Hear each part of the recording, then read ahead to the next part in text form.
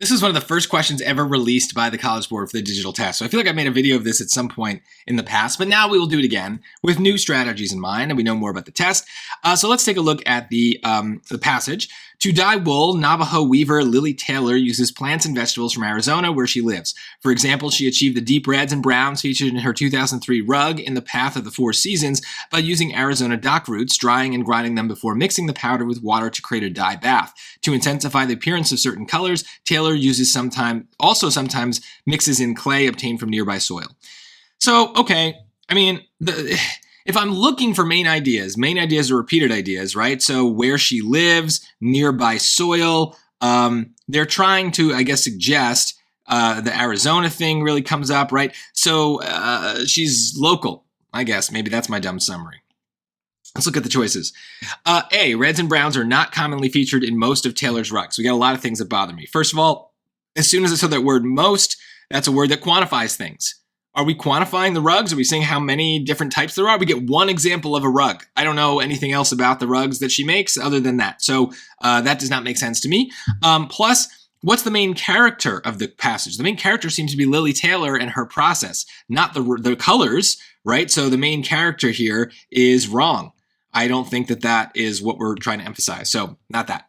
B, Taylor draws on local resources, in the approach she uses to dye wool. To be clear, I know I said I had taught this question before, but I didn't remember that part. I just purposely didn't look at the choices before I came up with my dumb summary, but what do you know? The word I chose is basically the word that they chose.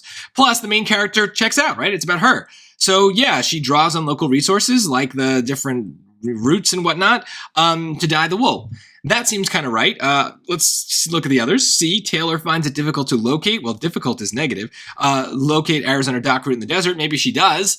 But is this passage negative? Is this passage about how difficult that is? No, it just says she uses it. I don't get any sense of like whether using it is easy or hard. So no. D, In the Path of the Four Seasons is widely, that's another quantifier, widely acclaimed for its many colors and innovative weaving techniques.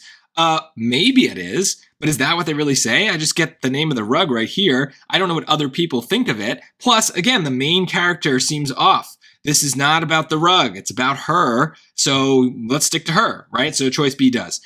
So a lot of very common things that we see in trap answers appear in these answers. Maybe you can get this right just by kind of feeling it out, but you really want to be using these kind of easier main idea questions to practice noticing those traps. They're really going to help you when things get too hard to understand. So you got to train that part of your brain, that part of your ear, so to speak, that listens for words like widely acclaimed, most of. As soon as I see those words, my brain is like, oh, problem.